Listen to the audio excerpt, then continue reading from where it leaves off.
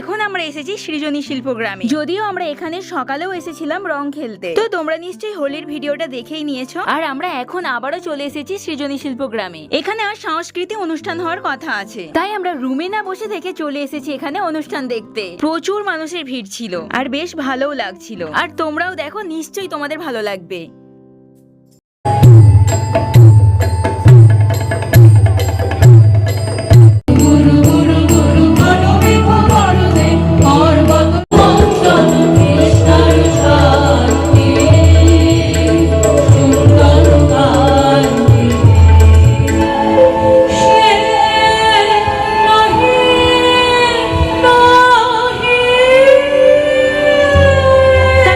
অনুষ্ঠান দেখা শেষ করে এই শুনশান রাস্তা থেকে আমরা যাচ্ছিলাম। ভয় তো লাগছিল আর বেশ ভালোও লাগছিল। দেন আমরা চলে এসেছিলাম আমাদের রুমে, আর আমাদের ডিনার শেষ করে করছিলাম আমরা ভিডিও শুট।